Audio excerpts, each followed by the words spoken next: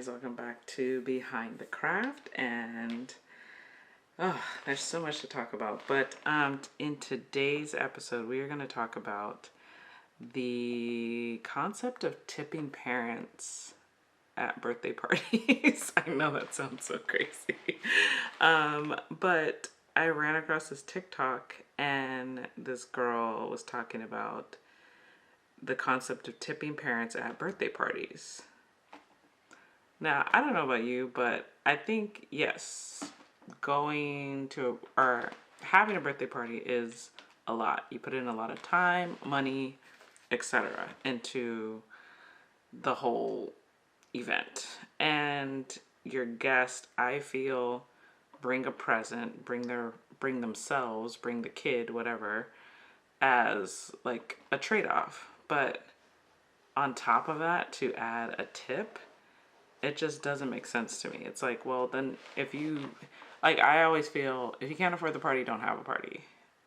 There's been plenty of times where I wanted to have a certain type of birthday party or a certain, type of event, certain things to happen at my kids' birthday parties, and it just didn't happen. So this whole concept is kind of crazy to me. I mean, and it even goes, the article that features this TikTok goes even further to talk about how in the invitation it explicitly says, if you plan to bring your child and they plan to eat and play, please send along cash with your child for the tip bucket to go towards party expenses.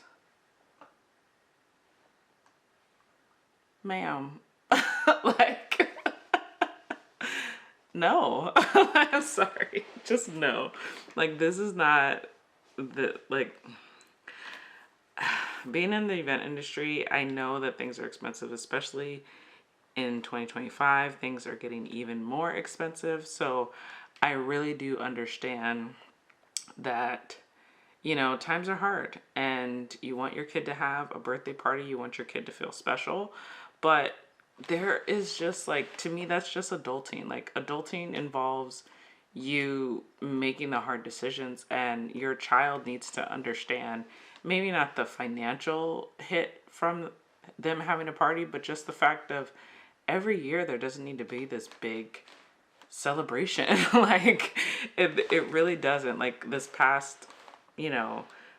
year I really wanted to do like a really big party for my daughter, but financially it wasn't a good look, so I just ended up doing candy bags, taking those to her school, and everyone in her class like celebrating and singing happy birthday to her.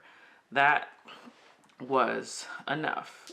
She didn't fully understand why she wasn't going to have a big party, but then again, she's had some type of family come to the house cake celebration every year for the last 8 years. So we got to year 8, and it's like, okay, it's just not going to happen. I mean, she is fortunate enough to have me as her mom, who is very into party planning, into throwing parties, hosting parties, decorating parties, things like that. So I guess she just got used to that and had that expectation. But, I really did make it a day about her. Like, when I took the candy bags the Friday before her birthday, and when her actual birthday came, I just made it a day about her. Like, what do you want to eat for dinner? What do you get to pick out? I took her to the store to pick out her cake, because the cake lady that I usually hire, she didn't have time to make the cake. So she didn't have, she had too many cakes already, in queue to be made that day and delivered. So, I was like, okay, let's go to the store, pick out your cake. Let's put a candle on it. We sung her happy birthday. It was just me and her siblings, and it was very, very simple, very, very like relaxed, chill. We watched movies. We got to watch we didn't get to see Moana in the theater, so we watched Moana, while we were eating cake. Like, it's just very simplified. And I think this day and age, you want your kids to have these Instagram worthy parties, but sometimes it's not always feasible. And I think you have to be realistic, not only with yourself, but with your kids, that, hey, This year we're not going to do that, or this year it's just going to be the family, the in-house household family, like going to Chuck E. Cheese, or it's just going to be us going to Dave and Buster's, or us going to like something that's like do something special, but it doesn't have to be an actual party, especially to the point where you broke the bank having the party and now you need to ask your guests for tips. Like, what? Like, I'm sorry. That's crazy. Like, I wouldn't even RSVP for something like that. I would just literally, like, deuces. Like, sorry, your kid's not getting a gift because, wait, I'm bringing a gift.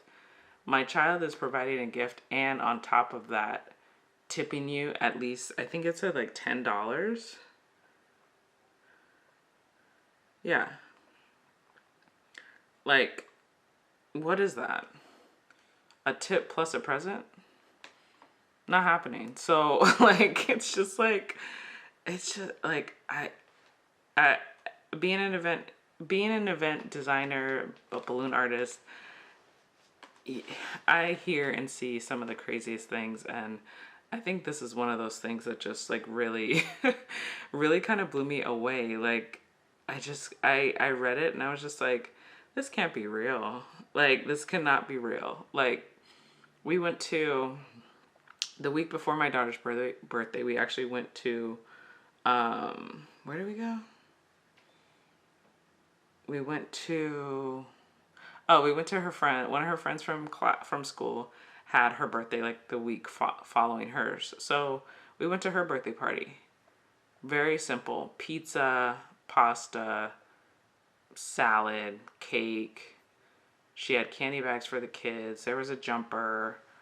They had the Padre game on. Okay, like, like they had the baseball game to entertain the parents. They had, plenty of refreshments, non-alcoholic and alcoholic. Then they busted out board games when the kids got kind of tired with doing the jumper. They had board games like Twister and like things like that. So it's like there's other ways to entertain your child, and there's other more cost-effective ways. Like, I think those board games were just games that they had in their house. You know what I mean? Like, there's other ways to entertain children without breaking the bank. Like, you don't need a bunch. And I'm saying this as someone who, makes extra money doing the event stuff. Like, you don't need, like, if you can't afford balloons, don't get balloons. If you can't afford a jumper, don't get a jumper. Like, these are not things that you have to have. Like, celebrating your birthday is a luxury. Your birthday is going to come regardless of if you have a party.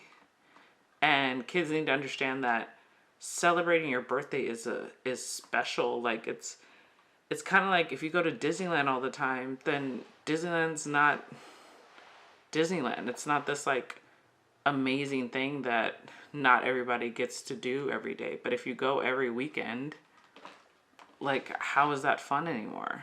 Like it's just, I don't know. Parents, like, chime in if you have a different opinion, or you wanna, like, I guess, take the opposing side to this tipping the parents concept, then feel free, go ahead, because this is like the most bizarre thing I've ever heard. Let me see. Let me read a little further in the article. Okay, so it estimates like parents are spending over $300 on average for a single birthday. And that's not just celebrities, that's like anybody. Like the average person probably does spend, if you include food is your biggest expense for any kind of event, whether it be a wedding, whether it be a bridal shower, whether it be a kid's party. Food is like your number one expense. When you go to like trampoline parks or something like that, the food is included, but that is the most expense. Like, you have to make sure that you can feed people. So, especially middle of the day, like in the afternoon, or if it's a later in the day party, like around dinner time, people are expecting to be fed. And it's a kid party, so I want my kids to eat. I don't want to have to cook dinner or make them lunch after the party. So, yeah, food's gonna be expensive. So I would say on average, I would actually, if it was a baby shower, I would say you're at minimum you're gonna spend $500. If it's a birthday party, you probably could get away with $300. Especially older kids, I feel like there's less, you need to do like fancy matchy coordinating wise to throw a party for them. But yeah, like parties are not cheap, and especially with the prices of everything going up, it's not cheap. But you have to be smart with how you plan. And if you have family or friends that can contribute, then have people contribute to, and in like, not in a monetary way, but it's like, hey, if you can't bring a present, bring a dish. If you can't bring ice, bring the, like, you know what I mean, to make the party happen, because they want to celebrate your child too. They want to, celebrate this milestone or special occasion. And a lot of times people are willing if you ask them, but to flat out ask people for money, it's tacky. It's just not a good look. Like, I'm sorry. Like, that's no. Um, if you just want to hang out, like, you can have a movie night. I know, like, they have these, like, people rent out these, like, inflatable, what are they? Inflatable, like, screens, that you can blow up in the backyard, lay out some blankets, borrow a projector or rent a projector, and just have a movie night. Or even better, like, sometimes my neighbor, him and his son will do a projector on their garage door and have a movie night in their freaking driveway. Is that not the most affordable thing ever? Like all you have to worry about is a projector. I mean, if your neighbor has one, borrow it. Say, hey, I'll pay you $50. I'll pay you $100, like, to borrow your projector. Like, why are we breaking the bank to have these parties for these kids? Like, cause then your kids are gonna always expect it. And trust me, I had to realize the hard way that my daughter was expecting a birthday party every freaking year, because that's what I did. But I did it because I didn't think I was doing it because, I love my daughter, but at the same time I was also doing it because I wanted to try, a new type of setup, or I had a new project in mind and I wanted to try it out for her party. So or I was in love with the theme that year, so it's like, ooh, Minnie Mouse, or ooh, like, LOLs, you know what I mean? And like, I really wanted to do something to incorporate, a certain theme. But this year, like, she wanted Kuromi. I already had like purple and black balloons left over from Halloween.